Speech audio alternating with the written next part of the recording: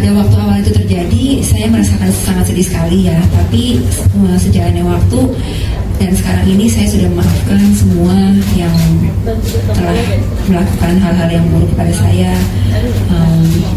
Sudah tidak ada kebencian lagi di hati saya. Jadi sekarang saya udah pulang aja untuk menjalani, juga saya harus menjalani apa yang seharusnya saya harus jalani. Jadi saya sudah maafkan semuanya dan saya tidak ada dendam sama sekali. Kebencian dari saya sama sekali. Peninjauan kembali tetap akan dilakukan? Kalau untuk upaya hukum, saya akan serahkan ke Momoto karena Momoto yang akan proporsional upaya hukum. Baik, ada yang lain bertanya? Can I ask you, can you tell me what you're planning to do next? I mean, what are your plans now that you're a free woman? I still have no idea what to do with tomorrow because I just got released from prison and I have no plan yet. But I'll let you know.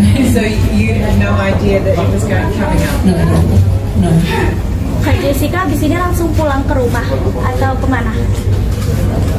Atau selesai?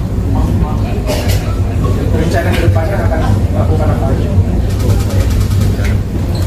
Seperti yang tadi saya bilang ya, saya masih nge-play, nggak tahu mau ngapain. Jadi untuk kemana abis ini saya masih belum bisa jawab. Nanti saya akan berbincang lagi dengan orang di sekitar saya. Jessica, secara psikologi atau kejiwaan Mbak Jessica sendiri untuk menghadapi ke depan ini kan benar-benar butuh terapi ya. Terus kira-kira inspirasi apa yang untuk masyarakat kira-kira bisa menerima dengan kejadian semua ini agar Mbak Jessica bisa kembali hidup normal seperti biasanya, secara terapinya seperti apa?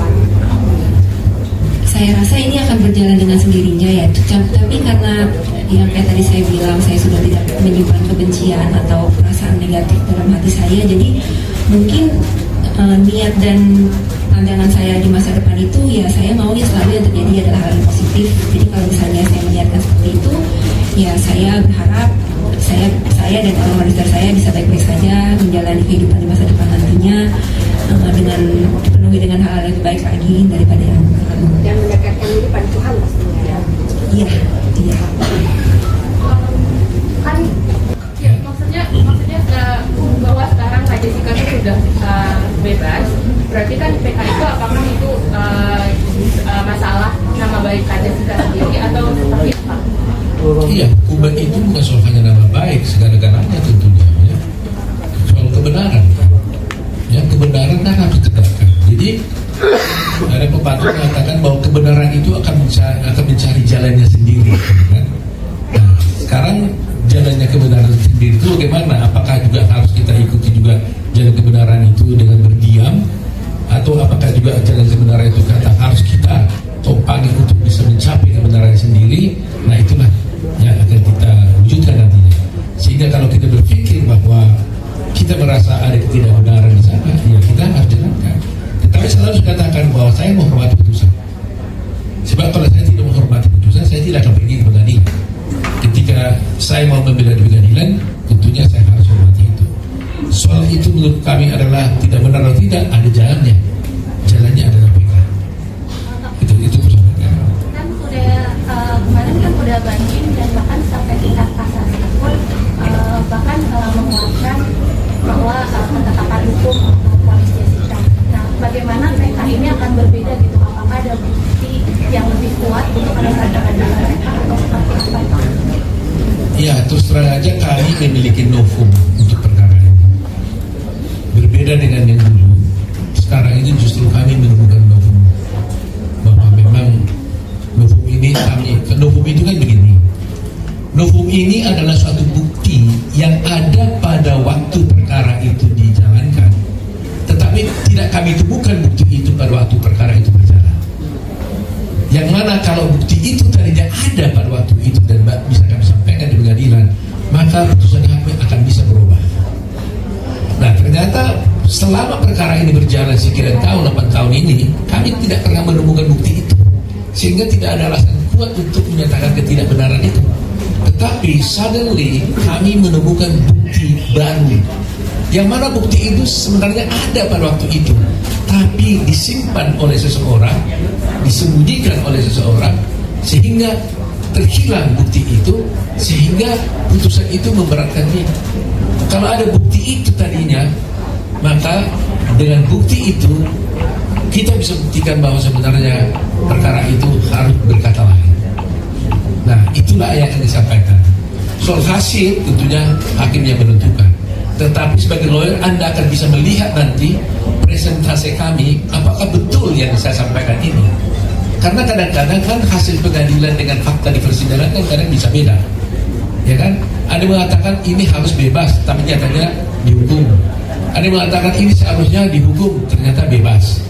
Nah, tetapi saya berharap bahwa kadang-kadang putusan hakim ini tidak selamanya menjadi berakibat buruk kepada seseorang.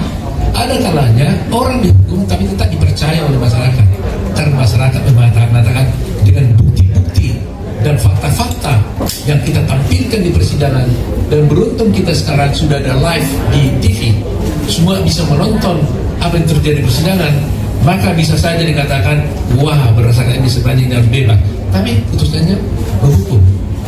Bisa terjadi karena itu keadilan yang ditimbulkan oleh hakim. Nah, paling tidak kami akan berupaya membuktikan kepada masyarakat bahwa bukti ini ada jelas disembunyikan pada waktu itu, dan kalau kami tunjukkan itu, orang akan tahu, oh berarti benar-benar seharusnya dia harus tidak dihukum, kira-kira begitu. Dan bagi saya itu sudah lebih dari cukup. Berarti buktinya sekarang sudah dipegang sama Pak. Sudah. Ada sampai yang menguatkan sampai 2032 rencananya selain wajib lapor akan melakukan apa aja kegiatannya? Kalau saya berbincang-bincang di Sika tadi di mobil saya dengan dia sendiri sampai tadi itu blank aja. Dia blank, dia bilang om di mana sekarang saya ini? Karena dia sendiri itu sebenarnya surprise juga. Tiba-tiba bebas ini juga dia surprise juga dia. Ya, jadi ya bayangin aja ini baru keluar dari tadi langsung di situ wawancara, bingung dia nih, lihat pohon pun nggak sempat. Baru saya ajak tadi dia makan karena ada masakan kesukaan dia. Saya tanya waktu dari malam kemarin, saya tanya kau keluar apa yang kau inginkan, katanya. Dia bilang saya mau makan, katanya. Makan apa? Makan sushi. Saya sedih juga dengannya. Itu aja dia minta, gak ada yang lain. Dulu saya waktu lagi saya pengen makan sushi, di sini nggak ada sushi. Jadi ya udah pergi. Karena itu saya bawa dia ke restoran Takumi ini, saya ada makan sushi. Itu aja permintaan dia, nggak ada yang lain. Jadi saya tanya, kamu rencanamu apa? Saya nggak tahu om. Blank katanya. Jadi habis ini juga nanti mungkin saya harus dia dulu istirahat dulu, baru pikir-pikir 1-2 hari ini, baru dia pikir apa yang harus dilakukannya. Dia bingung sekali. Nah, kalau kalian mungkin ingin lebih tahu, saya ingin bercerita ya pengalaman saya dengan Jessica ini cukup panjang memang. Ya, up and down hubungan saya dengan dia ini. Dia kan kita bisa datang waktu dia sedih, suasana pasti sedih juga. Kita juga waktu datang ke sana bisa juga waktu itu dia gembira, suasananya kan gembira. Tapi ketika dia tanya kapan saya bebas, itulah satu hal yang tidak bisa saya jawab. Air mata kadang-kadang mau ngetek juga, jatuh, tapi saya tahan gitu. Tapi beruntungnya saya dengan dia ini, kalau saya dilihatnya sedikit agak tegang untuk mengertikan dia ibu saya, dia bilang om jangan pusing om, jangan begitu dong, nanti kalau om tegang siapa yang bela saya gitu. Jadi sometimes kita saling backup gitu ya. Jadi itu sebabnya kami tidak pernah berputus asa untuk membela dia ini, karena dia cukup pengertian juga gitu ya. Walaupun kadang-kadang dia merasa gimana om, nah gitu kan. Ya kita kan susah jawabnya. Makanya waktu kemarin itu ada Kak Vina saja, saya merasa guilty feeling. Saya nggak bisa ada orang datang dari kasus Vina ke saya minta tolong, kan itu nggak bisa saya tolak. Tapi kalau saya langsung terjun langsung menangani itu, saya merasa Jessica pasti marah ke saya. Kok itu diurusnya saya punya belum selesai? Gitu kan? Kamu ada perasaan gitu ya? Nah, lihat deh coba. Betul kan? Ngaku dia benar. Saya rasa itu sebabnya teman-teman wartawan seringkali kan minta saya wawancarkan, mungkin 2 minggu masa kesal ke saya kan. 3 minggu ini banyak wartawan kontak saya minta wawancara tentang kasus Vina. Semuanya boleh katakan hampir tidak saya ikuti. Terus terang aja saya jujur hari ini, buka dosa nih, buka kartu saya nih.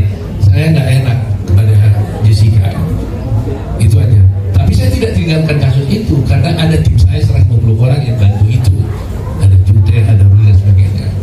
Begitu saya merasa tanggung jawab saya terhadap Jessica ini. Nah, kalau sudah sekarang mungkin sudah mulai agak sedikit terang. Kak J sendiri tahu bakal bebas hari ini, dikasih taunya kapan dan respon Kak J sendiri gimana Pak? Terus terang aja kita juga nggak tahu kepastian, cuma memang kita dengar-dengar gitu kan. Tapi kan kita nggak pernah melakukan hal-hal upaya-upaya untuk membebaskan itu.